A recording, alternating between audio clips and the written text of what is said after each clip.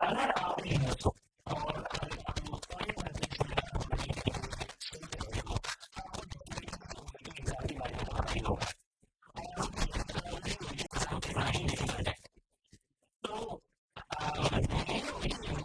कितने सारे होते हैं साउथ इंडिया के लोग ओटीटी लेते थे, पहले केरला के लोग ओटीटी एग्जाम लेते थे और ओटीटी करके बाहर में कोई भी कंट्री में यूके कनाडा या यूएस कहीं भी जाके अपना काम करते थे। आजकल धीरे धीरे ट्रेंड नॉर्थ इंडिया की तरफ भी शिफ्ट हो रहा है, जहाँ पे लोगों को इसके बारे में बहुत ज्यादा अवेयरनेस होने लगा है और लोग इसके बारे में जान रहे हैं। तो इसके मेन ये वीडियो बनाने का मेन यही कारण है कि बहुत लोगों को कैसे हम ओईटी पढ़े और हम क्या बहुत लोग क्यों ओईटी फेल हो रहे हैं, इसका रीजन ही पता नहीं है। वो बस हमेशा एग्जाम बुक करते हैं और वो फेल हो जाते हैं।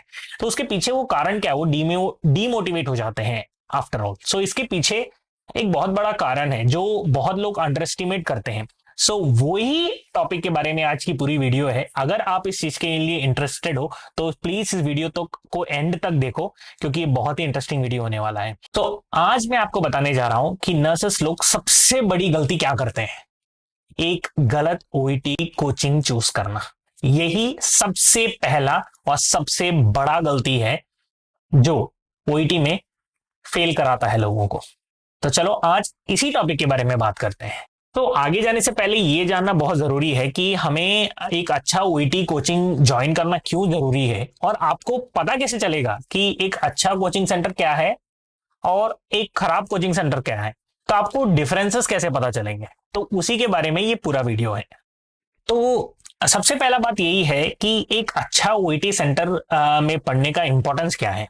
तो सबसे पहले यही है कि मटेरियल्स, आजकल टेलीग्राम, व्हाट्सएप, मैसेंजर में इतने सारे ओईटी के मटेरियल्स यानी कि प्रैक्टिस मटेरियल्स मौजूद हैं कि आधे से ज्यादा लोग को पता ही नहीं है ऑथेंटिक मटेरियल्स कौन से हैं और नॉन ऑथेंटिक मटेरियल कौन से हैं, और उस वजह से लोग बहुत बड़े ट्रैप में फंस जाते हैं। अगर आप नॉन ऑथेंटिक मटेरियल्स ही प्रैक्टिस कर रहे हो तो आप ओईटी एग्जाम के लिए प्रिपेयर नहीं कर रहे हो, आप अपनी बस टाइम वेस्ट कर रहे हो। तो ये सबसे बड़ा इंपॉर्टेंस है कि आपको ऑथेंटिक मटेरियल मिलना बहुत जरूरी है, और ये ऑथेंटिक मटेरियल्स बस अच्छे इंस्टीट्यूट में ही मिलते हैं। और दूसरा इंपॉर्टेंस है प्रिपरेशन टेक्निक्स। अब पढ़ाई करने का तरीका हर एक जगह पे अलग है। आपने तो पता ही है, आपके ही स्कूल में, आपके ही नर्सिंग कॉलेज में अलग अलग प्रोफेसर अलग अलग तरीकों से पढ़ाते हैं। इसीलिए आपको कोई टीचर अच्छे लगते हैं, कोई टीचर अच्छे नहीं लगते। वैसे ही ओईटी इंस्टीट्यूट्स में भी ऐसे ही होता है। हर एक इंस्टीट्यूट का अपना अपना प्रिपरेशन का टेक्निक्स होता है। तो अच्छे जो प्रिपरेशन प्रोवाइडर्स हैं उनको पता होता है कि बच्चों को कैसे प्रिपेयर करना है। वही अगर एक नॉर्मली कोई अगर एक ओईटी सेंटर खोल देता है तो उसको इसके बारे में कोई अंदाजा भी नहीं होगा कि वो बच्चों को पढ़ाएगा कैसे। वो बस नॉर्मली उसको जो नॉलेज है वही शेयर करेगा। लेकिन एक प्रोफेशनल ओईटी टीचर और एक नॉर्मल ओईटी ट्यूटर में बहुत बड़ा फर्क है। तो प्रिपरेशन टेक्निक्स के अंदर भी बहुत कुछ आ जाता है, जैसे आपको 1:1 सेशन होना चाहिए, आपको मॉक टेस्ट होना चाहिए, और जो रिसेंटली एग्जाम हुआ उसके बारे में डिस्कशंस होने चाहिए, लिसनिंग के डिस्कशन, स्पीचिंग के डिस्कशंस, ऐसे करके बहुत सारे प्रिपरेशन टेक्निक्स हैं। स्किल सेशंस, ऐसे करके बहुत सारे टेक्निक्स के वजह से ही एक इंस्टीट्यूशन दूसरे इंस्टीट्यूशन से अच्छा और बुरा होता है। तो ये सब नॉर्मली नॉर्थ इंडियंस लोगों को पता नहीं है, क्योंकि उन लोग को तो ये ओईटी के बारे में ही नया ही पता चला है। तो इसके बारे में और इन डेप्थ समझने के लिए ही ये वीडियो आज मैं पूरा बनाऊंगा। तो मैं होपफुली, नॉर्मली मेरी वीडियो बहुत लेंथी होती है, आज मैं कोशिश करूंगा ये वीडियो को बहुत ही शॉर्ट और क्रिस्प बनाने की। तो प्लीज जुड़े रहिए एंड तक। और एक बहुत बड़ी इंपॉर्टेंट बात मैं बोलना भूल ही गया। देखो होता क्या है, हम खराब ओईटी सेंटर ज्वाइन कर लेते हैं और उसके वजह से क्या होता है, ऑब्वियसली हमारा रिजल्ट खराब हो जाता है। अब जब हमारा रिजल्ट खराब हो जाता है हम क्या सोचते हैं, अरे यार ये ओईटी बहुत टफ है, ये मुझसे नहीं होने वाला है, और इसका ओईटी का एग्जाम फीस ही इतना हाई है कि आदमी लोग दोबारा देने के लिए 10 बार सोचता है। तो इतना बड़ा आप एक लाइफ का डिसीजन ले रहे हो कि आप आगे ओईटी नहीं दोगे, तो इतना बड़ा आपके लाइफ में चेंज आ रहा है। तो उसके वजह से ये बहुत जरूरी है कि आप जब भी चूज कर रहे हो ओईटी पढ़ने के लिए, तो प्लीज आज जो जो मैं चीजें बोलूंगा वो प्लीज ध्यान में रख के ही आप एक ओईटी सेंटर चूज कीजिए। मैं आज इस वीडियो में बोलने ही नहीं वाला हूं कि आपको कहां ज्वाइन करना चाहिए कहां नहीं, ये टोटली आपके ऊपर है। लेकिन आज मैं जरूर ये आइडिया दे दूंगा कि आपको अगर कोई बोलता है कि चलो भाई इस फलाना ओईटी सेंटर में चलते हैं, तो आपके पास एक चेकलिस्ट होगा कि इस ओईटी सेंटर में ये है क्या, ये है क्या, ये है क्या। अगर ये सब है तो ही मैं उसमें ज्वाइन करूंगा, नहीं तो मैं अपना पैसा और टाइम वेस्ट नहीं करूंगा। ये जानना आपके लिए बहुत जरूरी है। तो चलो बिना किसी देरी की इस वीडियो में घुसते हैं। तो कैसे, चलो पता लगाते हैं how you will identify best characteristics of an OET coaching centre. तो कैसे आप पता लगाएंगे कि ये कोचिंग सेंटर आपके लिए बढ़िया है या नहीं है। तो उसके लिए ये सब जो मैं बोलने वाला हूं उसको ध्यान से सुनिएगा और उसके बेसिस में आप किसी इंस्टीट्यूशन को रेट कर सकते हो। तो पहला सबसे बड़ा फैक्टर ये होगा कि वो एक प्रीमियम इंस्टीट्यूशन है या नॉन प्रीमियम इंस्टीट्यूशन है। अब प्रीमियम इंस्टीट्यूशन और नॉन प्रीमियम इंस्टीट्यूशन का मतलब ये होता है कि जो ऑफिशियल ओईटी के जो लोग हैं उन्होंने इंडिया में बहुत सारे ओईटी इंस्टीट्यूशन को रिकॉग्नाइज करके रखे हैं, मतलब लाइसेंस दे के रखे हैं उनको ओईटी पढ़ाने के लिए। तो उन लोग को बोला जाता है प्रीमियम प्रिपरेशन प्रोवाइडर्स। तो ये प्रीमियम प्रिपरेशन प्रोवाइडर्स वो लोग होते हैं जिनको ओईटी ने, ऑफिशियल ओईटी वालों ने खुद ही रिकॉग्नाइज किया हुआ है कि हाँ इनका कोचिंग बहुत ही ज्यादा अच्छा है और आप इनसे पढ़िए। वो खुद ओईटी बोलते हैं, खुद ओईटी ऑफिशियल्स बोलते हैं। और दूसरे होते हैं कि जो प्रीमियम प्रिपरेशन प्रोवाइडर्स तो नहीं है, फिर भी रिकॉग्नाइज्ड हैं खुद ओईटी से कि हाँ इनसे भी आप पढ़ सकते हो। तो एक दुख का बात यही है कि नॉर्थ के साइड में ज्यादा ये वाले प्रीमियम प्रिपरेशन प्रोवाइडर्स नहीं है, क्योंकि प्रीमियम प्रिपरेशन प्रोवाइडर बनने के लिए आपको एक लेवल तक की कोचिंग करानी पड़ती है। सब कोई प्रीमियम प्रिपरेशन प्रोवाइडर्स नहीं बन सकता। कोई भी अगर एक इंस्टीट्यूशन है, अगर उसको प्रीमियम प्रिपरेशन प्रोवाइडर्स बनना है तो उसको बहुत सारे क्राइटेरिया फुलफिल करने पड़ते हैं। स्पेशली आप देख लीजिए फॉर एग्जांपल टीचर्स। तो कोई भी ओईटी की टीचिंग में, अगर कोई भी ओईटी इंस्टीट्यूट में जो भी टीचर पढ़ाता है वो अलग अलग क्वालिफिकेशन वाले टीचर्स होते हैं। लेकिन अगर आपको ओईटी के प्रीमियम प्रिपरेशन प्रोवाइडर्स बनना है तो उस कोचिंग इंस्टीट्यूशन में ऐसे टीचर्स को हायर करना पड़ेगा जो बहुत ही ज्यादा इंग्लिश, जिनकी बहुत ज्यादा अच्छा होता है, जैसे कि पीएचडी इन इंग्लिश लिटरेचर। तो वैसे, और उन लोग को एक स्पेशल, वो सारे टीचर को एक स्पेशल ओईटी का कोर्स भी करना होता है जो ओईटी ऑफिशियल खुद ही प्रोवाइड करते हैं। वो एग्जाम पास करने के बाद ही लोग ओईटी पढ़ा सकते हैं। तो वैसे जो जगह पे, जहां पे जो टीचर्स पढ़ाते हैं, तो वो सब जगह बहुत खास होता है। वहां पे बच्चे अगर पढ़ेंगे तो उनको बहुत ज्यादा स्पेशल नॉलेज मिलता है। तो ये सब नॉर्मली इंडिया में ज्यादा अवेलेबल नहीं है, लेकिन फिर भी इंडिया में ऐसा बहुत सारा ओईटी इंस्टीट्यूशन है जो प्रीमियम प्रिपरेशन प्रोवाइडर्स है। अगर आप प्रीमियम प्रिपरेशन प्रोवाइडर्स के पास नहीं भी जाते हो, एटलीस्ट आप एक नॉन प्रीमियम के पास भी जाते हो फिर भी चलेगा, एटलीस्ट वो ओईटी की वेबसाइट में होना चाहिए। तो आपको ये प्रीमियम प्रिपरेशन प्रोवाइडर्स कहां से मिलेंगे? आपको बस ओईटी ऑफिशियल वेबसाइट में जाना है। उस वेबसाइट में जाने के बाद आपको प्रीमियम प्रिपरेशन प्रोवाइडर्स या प्रिपरेशन प्रोवाइडर्स बोल के एक टैब खोलना पड़ेगा। आपको वहां सर्च करने में मिलेगा आपको। वो खोलने के बाद आपको देखना है कि आपका करेंट कंट्री डालना है। जैसे ही आप कंट्री डालोगे तो इंडिया में, जैसे आप इंडिया चूज करोगे, इंडिया में कौन कौन से प्रिपरेशन प्रोवाइडर्स हैं सारे के लिस्ट आ जाएंगे और नॉन प्रीमियम प्रोवाइडर्स भी आ जाएंगे। तो उसमें से आपको जो भी बेटर और सुटेबल लगता है आप उसमें ज्वाइन कर सकते हैं। लेकिन और कोई भी इंस्टीट्यूशन में ज्वाइन करिएगा तो वो क्वालिटी में प्रॉब्लम आ जाती है। तो वो एक बहुत बड़ा इंपॉर्टेंट कैरेक्टरिस्टिक्स है कि आप जो भी ओईटी सेंटर चूज कर रहे हो वो प्रीमियम प्रिपरेशन प्रोवाइडर्स है या नॉन प्रीमियम प्रिपरेशन प्रोवाइडर्स है, या वो ओईटी से रिकॉग्नाइज्ड ही नहीं है, कहीं आप वैसा जगह तो नहीं पढ़ रहे हो। तो वो देखना बहुत जरूरी है। और ये प्रीमियम प्रिपरेशन प्रोवाइडर्स में और एक चीज आ जाता है, जो भी ये खास जो इंस्टीट्यूशंस होते हैं जो ओईटी जिनको रिकॉग्नाइज किया होता है, इंडिया में ऐसे कुछ कुछ इंस्टीट्यूशन है जहां से मैं पढ़ा था वो भी वहीं पे था। तो उन लोग का क्या होता है, एक उनके पास एक एक्स्ट्रा मटेरियल्स बहुत होते हैं और उनके जो मटेरियल्स होते हैं बहुत ही ज्यादा ऑथेंटिक है। थोड़ी देर मैं पहले बात कर रहा था ऑथेंटिक मटेरियल्स से आप पढ़ रहे हो या नहीं। तो क्या है, नॉर्मली कोई भी ओईटी सेंटर्स में क्या है ना, बहुत सारे आपको प्रिपरेशन के जो मटेरियल्स मिल जाएंगे, लेकिन वो सब कितना वैलिड है, कितना ओरिजिनल है, क्या वो जो उनकी जो टफनेस की लेवल है, उनकी जो लेवल है वो आपको ओईटी एग्जाम पास करा पाएगा वो प्रैक्टिस करके? तो वो सब में बहुत सारा कंफ्यूजन और बहुत सारा प्रॉब्लम होता है। इसीलिए हमेशा प्रीमियम प्रिपरेशन प्रोवाइडर से पढ़ना ही सबसे आसान होता है और सबसे ज्यादा चांसेस आपके पास होने के वहीं पे बनते हैं। तो सेकंड आपको ये देखना है कि आपको कितने सारे मटेरियल्स आपके ओईटी इंस्टीट्यूशन प्रोवाइड कर रहे हैं। तो सपोज आप एक इंस्टीट्यूशन में जा रहे हैं ज्वाइन करने के लिए और आप सपोज 2 महीने का ओईटी कोर्स ज्वाइन किया, तो उस 2 महीने में आपको कितने सारे वो आपको अलग अलग तरीके के मटेरियल प्रोवाइड कर रहे हैं, तो वो देखना बहुत ही जरूरी है। अगर आपको एक ही मटेरियल बार बार दे रहे हैं तो फिर आपको वैसा इंस्टीट्यूशन में ज्वाइन करके फायदा नहीं है। आपके पास बहुत तरह तरह के मटेरियल्स होने चाहिए। अगर आपका इंस्टीट्यूशन बहुत सारे मटेरियल्स आपको प्रोवाइड करता है तो ही आपका प्रैक्टिस बहुत अच्छे से होगा। हमारा जो इंस्टीट्यूशन था, जो कि one of the premium institution था, वहां पे हम जब पढ़ रहे थे तो हमको एक तो वहां पे प्रैक्टिस करवाता था, दूसरा हमें घर को ले जाने के लिए 2-3 मटेरियल देता था। तो ये सब के वजह से क्या हुआ, हमारे पास इतने सारे मटेरियल्स थे, वो भी एकदम ऑथेंटिक मटेरियल जो खुद ओईटी के होते हैं, तो उनके मटेरियल से हमने प्रैक्टिस किया, जिसके वजह से हमें एग्जाम में बहुत ही आसानी हुआ एग्जाम पास करने में, क्योंकि हमने इतना ज्यादा ऑथेंटिक मटेरियल्स प्रैक्टिस किए हैं।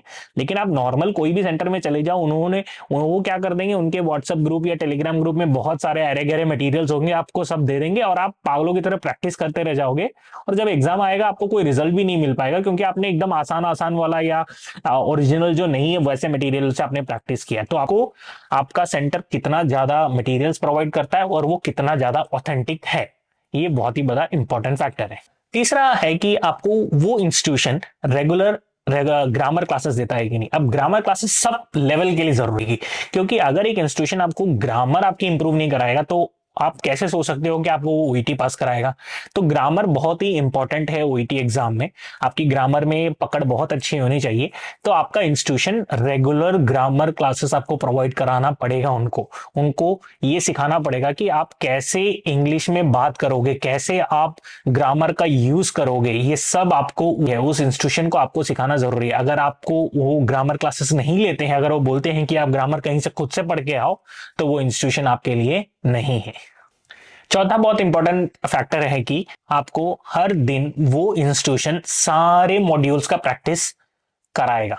अगर ऐसा आप एक ऐसा इंस्टीट्यूशन में हो जहां पे आपको हर दिन 2 या 3 प्रैक्टिस चीजें ही प्रैक्टिस करवाता है, तो वहां पे आपका पता नहीं फ्यूचर क्या होगा।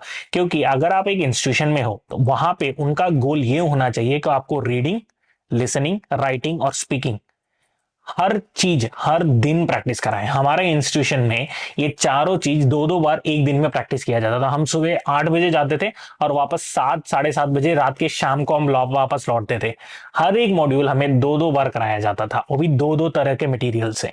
तो ये सब के वजह से क्या होता है, हमें वो डेली प्रैक्टिस बढ़ जाती है। हर दिन हम 2 रीडिंग करते हैं, 2 लिसनिंग, 2 स्पीकिंग, 2 राइटिंग। इससे क्या होता है, हमारा प्रैक्टिस बहुत बढ़ जाता है। उसके बाद हम घर आते हैं तो हमें घर के लिए बहुत सारा मटेरियल देता है, फिर हम घर पे भी आके प्रैक्टिस करते हैं। तो ये सब विगरस प्रैक्टिस की वजह से ही हमारे लिए बहुत आसान हुआ है एग्जाम। होपफुली ये सब आपका भी जो इंस्टीट्यूशन है वो दे, अगर वो ना दे तो फिर बहुत ही बड़ा कंसर्न है। पांचवा बात यह है कि आपको देखना है कि आप जो भी इंस्टीट्यूशन में ज्वाइन कर रहे हैं वो रेगुलर मॉक टेस्ट प्रोवाइड करता है कि नहीं। तो मॉक टेस्ट बहुत ही बड़ा इंपॉर्टेंट एक चीज है, क्योंकि आपको मॉक टेस्ट की वजह से आपको ये समझ में आ जाता है कि आप कितने पानी में हो। अगर एक इंस्टीट्यूशन आपको रेगुलर मॉक टेस्ट नहीं लेता है तो वो इंस्टीट्यूशन आपके लिए सुटेबल नहीं होना चाहिए।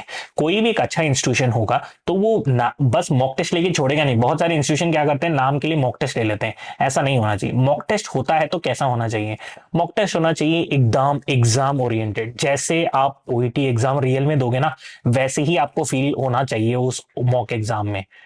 तो उतना स्ट्रिक्टनेस के साथ आपको एकदम टाइम के पक्के रख के आपको सब कुछ एकदम ऐसा होना चाहिए कि आपका स्पीकिंग भी, लिसनिंग भी, राइटिंग भी सब कुछ ऐसा होना चाहिए कि आप एग्जाम डे में हो। ये रेस्पॉन्सिबिलिटी होता है उस ओईटी इंस्टीट्यूशन का, जो आपको वैसा एक एनवायरनमेंट प्रोवाइड करेगा कि आपको लगेगा कि सच में आप एग्जाम दे रहे हो। तो वो लेवल ऑफ स्ट्रेस से आपको गुजरना पड़ेगा, तो उसका प्रैक्टिस होना बहुत जरूरी है। और बस आपको मॉक टेस्ट देने से नहीं होगा, मॉक टेस्ट के बाद आपको वो उनके रिजल्ट को पब्लिश करना पड़ेगा। वो रिजल्ट को पब्लिश करने के बाद हर मॉक टेस्ट के बाद आपके साथ एक मीटिंग होना चाहिए, जहां पे आपको समझ में आए, वो आपके साथ डिस्कस करे कि आप कहां लैक कर रहे हो, और उसके बाद आपको बहुत सारे एडवाइस दिया जाए कि आप उस जगह पे से कैसे आगे बढ़ोगे। कई अगर लोगों को क्या होता है कि मॉक टेस्ट में सपोज आपका C+ आ रहे हो, तो आपको B लाने के लिए कहां क्या चीज में आप अटक रहे हो, वो चीज आपको क्लियर हो जाना चाहिए। तो इसीलिए मॉक टेस्ट किया जाता है। बस नाम के लिए मॉक टेस्ट बोल दिया गया, चलो आपको सी प्लस आया, चलो फिर अगला अगला महीने फिर और एक मॉक टेस्ट होगा, वैसा नहीं। हर एक हफ्ता एक मॉक टेस्ट होना चाहिए और उसके बाद आपको एक इंडिविजुअलाइज सेशन होना चाहिए जिसके बारे में वो बताएंगे कि क्या आपसे गलती हुआ और आपको उसे कैसे इंप्रूव करना है। सिक्स क्राइटेरिया आप ये भी देख सकते हो कि वहां पे जहां पे भी आप ज्वाइन करने जा रहे हो वहां पे बैच वाइज आपको अगर बच्चे डिवाइड कर रहे हैं कि नहीं। मैं जहां पढ़ता था वहां 3 टाइप का बैच होता था।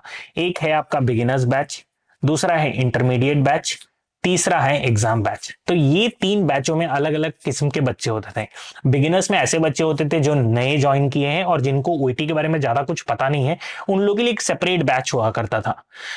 इंटरमीडिएट इंटरमीडिएट वो हैं जो ज्वाइन तो कर चुके हैं लेकिन वो एग्जाम बुक नहीं की है, तो उन लोगों के लिए एक डिफरेंट बैच होता था। और थर्ड बैच होता था जिनका नाम था एग्जाम बैच। तो वो बच्चे, वो उन लोगों के लिए सबसे बेस्ट टीचर दिया जाता था और सबसे ज्यादा हार्ड मटेरियल्स भी उनको दिया जाता था। तो वो क्या है, एग्जाम देने वाले बच्चे हैं जो जिनका सपोज आने वाले एक महीने में या सपोज 2 हफ्ते में जिनका एग्जाम हो, उन लोग को एग्जाम बैच में रखा जाता था और उनको विगरस ट्रेनिंग दिया जाता था। उनको उनका हफ्ते में 2 मॉक टेस्ट हुआ करता था। तो ऐसे बैच में डिवाइड करने से क्या होता है, एक स्पेशल अटेंशन मिल जाता है एग्जाम से पहले जो उनको बहुत ही ज्यादा हेल्पफुल हो जाता है इक्विटी एग्जाम क्लियर करने के लिए। ये जरूरी नहीं है लेकिन होगा तो बहुत ही बेटर है। मेरे को तो बहुत ही अच्छा लगा ये इंस्टीट्यूशन के ऊपर है वो अगर ये करना चाहते हैं या नहीं। तो साथों और एक बार मैं मटेरियल्स के बारे में बात करना चाहूंगा क्योंकि ये बहुत ही जरूरी है कि आपको बिगिनर्स के लिए अलग मटेरियल होना बहुत जरूरी है। क्योंकि क्या होता है ना, अगर आप बिगिनर्स को टफ मटेरियल दोगे तो होगा नहीं। सबके लिए एक मटेरियल्स होना नहीं चाहिए। सपोज मैं ओईटी के लिए नया हूं, मैं ओईटी जस्ट पढ़ना चालू किया और आप मुझे टफ मटेरियल्स दोगे तो मैं कैसे सीखूंगा ये सब कैसा करना। तो बिगिनर्स बैच के लिए हमेशा बहुत ही इजी मटेरियल्स प्रोवाइड किया जाता है जिसके कारण वो अपना ना धीरे धीरे प्रैक्टिस करके वो सीखे पहले कि पार्ट ए को कैसे करते हैं, पार्ट बी को कैसे करते हैं, स्पीकिंग कैसे किया जाता है। एकदम छोटा छोटा टॉपिक दिया जाता है, छोटा छोटा टास्क दिया जाता है। उससे क्या है ना, वो सीखते हैं, उससे उनको प्रैक्टिस उनकी बढ़ती है। आपको डायरेक्ट अगर एक बहुत बड़ा वाला एक स्पीकिंग दिया जाए तो आप घबरा जाओगे, आपको पता ही नहीं करना क्या है। तो ये बहुत इंपॉर्टेंट है कि आपका इंस्टीट्यूशन आपको पहले एक नॉर्मल सा बहुत ही इजी चीज से सिखाएं। इंटरमीडिएट में जब आओगे तो आपको थोड़ा सा टफनेस बढ़ा दिया जाएगा उसका और आपको उस टाइप का मटेरियल दिया जाएगा। और जब आप एग्जाम बैच में आओगे तो आपको टफेस्ट मटेरियल दिया जाएगा। उसमें तो कभी कभी रीडिंग पार्ट ए में 20 में से 10 भी लाना मुश्किल हो जाता है, इतना टफ एग्जाम दिया जाता है। उन लोग हम लोग को मटेरियल देते तो उससे क्या है, लेकिन हमारा प्रैक्टिस बहुत बढ़ जाता था। वो सब क्या है, वो सब की वजह से क्या है, हमारा एग्जाम में बहुत हेल्प हुआ हमें। तो ये सब अगर एक इंस्टीट्यूशन अपने अंदर करता है तो उनके लिए बहुत ही अच्छा है ये सब। 8वां फैक्टर जो कि बहुत इंपॉर्टेंट नहीं है मेरे हिसाब से लेकिन फिर भी बहुत इंपॉर्टेंट है बहुत लोगों के हिसाब से, इसलिए मैंने इस पॉइंट को भी ऐड किया, जो कि है फीस। नॉर्मली अच्छे इंस्टीट्यूशन थोड़े महंगे होते हैं और जो नॉर्मल इंस्टीट्यूशन होते हैं उनके फीस थोड़े से कम होते हैं। और नॉर्मली यहीं पे थोड़ा और गलती हो जाता है बच्चों से, जो कम फीस में पढ़ाता है वहां पे जाके जल्दी ज्वाइन कर लेते हैं क्योंकि पैसा कम है तो जल्दी ज्वाइन करना हो जाता है और हाथ में जितना अवेलेबल है कम से कम पैसे में ज्यादा से ज्यादा बेनिफिट। यही पूरा दुनिया का रूल है। तो उसी की वजह से क्या होता है ना, अगर एक इंस्टीट्यूशन कम पैसे ले रहा है तो हो सकता है 2 चीज की वजह से। एक है उनको बिजनेस नहीं करना है, इनको सच में पढ़ाने का मन से पढ़ा रहे हैं वैसे, और वैसे लोग बहुत कम होते हैं दुनिया में। और दूसरे होते हैं क्योंकि उनको पता है कि उनका जो खुद का जो सिस्टम है वो इतना वीक है कि ज्यादा पैसे रखेंगे तो कोई आएगा नहीं, तो कम से कम में उनको पढ़ाना है। तो वैसे लोगों से बच के रहना है आपको। अगर आप एक नॉर्थ इंडियन हो तो I am very sad to say that north India में बहुत ज्यादा अच्छा इंस्टीट्यूशन नहीं है। क्योंकि एक कल्चर है कि साउथ इंडिया में क्या आता है, बहुत सारे ऐसे नर्सिंग इंस्टीट्यूशंस हैं ओईटी के जो प्रीमियम प्रिपरेशन प्रोवाइडर्स हैं, या बहुत ही प्रीमियम प्रिपरेशन प्रोवाइडर्स नहीं भी हैं तो बहुत अच्छे पढ़ाने वाले हैं, तो उन लोग से भी पढ़ के बहुत बच्चे पास हो जाते हैं। लेकिन नॉर्थ में ऐसा सिस्टम नहीं है। 1-2 इंस्टीट्यूशन है, वहां पे किसी तरह का पढ़ाई होता है, जो मन चाहे फीस ले लेते हैं, कम ज्यादा कुछ भी ले लेते हैं और बच्चे तो वैसे ही निकल जाते हैं। तो अगर आप एक नॉर्थ इंडियन हो तो मेरे हिसाब से तो एक ही इंस्टीट्यूशन है जो कि बहुत अच्छा है नॉर्थ में और सारे नॉर्थ इंडियंस को वहीं जाना चाहिए, यही मैं चाहता हूं। लेकिन जस्ट आपको क्लैरिफिकेशन के लिए बता देता हूं, वो कमल एकेडमी तो एकदम नहीं है। और जो इंस्टीट्यूशन है वो भी मैं आपको नहीं बता सकता क्योंकि वो ऐसा हो जाएगा कि मैं एक पर्टिकुलर इंस्टीट्यूशन को प्रमोट कर रहा हूं, ऐसा कुछ भी नहीं है। वो एक बहुत अच्छा इंस्टीट्यूशन है, इसलिए मैं बोल रहा हूं सबको ज्वाइन करने के लिए। आप पता लगाओगे प्रीमियम प्रिपरेशन प्रोवाइडर्स के बारे में, आपको खुद ही पता चल जाएगा, मुझे बताने का भी जरूरत नहीं है। लेकिन फिर भी आपको वहीं पे ज्वाइन करना है तो इस वीडियो के नीचे कमेंट करो या मुझे मेरे इंस्टाग्राम पे मैसेज करो, तो मैं जरूर आप लोग को वहां पे लिंक करा दूंगा और वहां पे आप प्रीमियम प्रिपरेशन प्रोवाइडर से पढ़ सकते हो। और जो जो मैं बोल रहा हूं ये सारे चीज वहां पे अवेलेबल होंगे, ये मैं दावा के साथ कह सकता हूं। तो ये है फीस की बातें। नवा पॉइंट तो बहुत ही जरूरी है, जो कि है पास रेट ऑफ स्टूडेंट्स या कैंडिडेट्स ले लो। तो इसमें क्या होता है ना, कोई भी इंस्टीट्यूशन सक्सेसफुल है या नहीं, सक्सेसफुली बच्चों को पढ़ा रहा है या सक्सेसफुली बच्चों को पास करा रहा है, ये पता करने का एक ही तरीका है कि वहां से कितने बच्चे पास आउट होते हैं। अब देखो, कितना भी बेकार से बेकार इंस्टीट्यूशन क्यों ना हो, अच्छे से अच्छे बच्चे ना पास आउट कर जाते हैं। जिनकी इंग्लिश बहुत अगर अच्छी हो, जिनकी इंग्लिश बहुत अच्छी हो, उनको एक बेसिक एजुकेशन और बेसिक गाइड मिल जाए तो वो पास कर जाएंगे। लेकिन क्या वो देख के हर बच्चा उधर जाएगा तो पास कर पाएगा? नहीं कर पाएगा। तो अगर आपको कोई भी इंस्टीट्यूशन ज्वाइन करना है, सबसे पहले आपको देखना है कि उधर कितने बच्चे हर महीने पढ़ते हैं और कितने बच्चे हर महीने पास आउट होते हैं उधर। अगर वो इंस्टीट्यूशन वाले आपको ये नहीं बता सकते हैं कि उनकी पास रेट कितना है, तो फिर वो छुपा रहे हैं आपसे कुछ। अगर एक महीने में 10 बच्चे उनके एग्जाम देते हैं, वही इंस्टीट्यूशन से 10 बच्चे पढ़ के निकल के एग्जाम देते हैं और उसमें से एक ही पास हो रहा है, इसका मतलब वो एक बच्चा बहुत तेज है। और जो 9 बच्चा जो पूरा कोशिश किया उसका क्या? चलो उसमें से 5 लोग मेहनत नहीं किया, बाकी 3 लोग भी तो फेल हो गए। तो ये देखना बहुत जरूरी है कि एक इंस्टीट्यूशन का पास रेट कितना है। आपके दोस्त बोलेंगे कि चलो ठीक है यार, वो वहां पे चलते हैं, वहां से वो फलाना पास हुआ तो वहां जाके पढ़ लेते हैं। लेकिन जरूरी नहीं है कि आप भी उधर जाओगे तो पास हो जाओगे। तो ये देखना बहुत जरूरी है कि पास परसेंटेज कितना है एक इंस्टीट्यूशन का। तो बहुत ही जल्दी नेक्स्ट वीडियो भी आएगी इसकी, कि आप 2023 में ओईटी कैसे पास करोगे। मैं वो सारे टिप्स दूंगा जिससे आप इस साल में आप यूके आ पाओगे। तो प्लीज इस चैनल को सब्सक्राइब कीजिए, और अगर आपको ये वीडियो अच्छी लगता है तो शेयर कीजिए, अपने सारे दोस्तों को शेयर कीजिए जो कहीं पे भी ओईटी पढ़ रहे होंगे, सारे नर्सिंग कॉलेज में फैला दो। और कोई भी डाउट होगा तो प्लीज कमेंट करो, मैं जल्दी से जल्दी सबका रिप्लाई देने का कोशिश करूंगा। मिलते हैं बहुत ही जल्दी नेक्स्ट वीडियो में। Bye bye.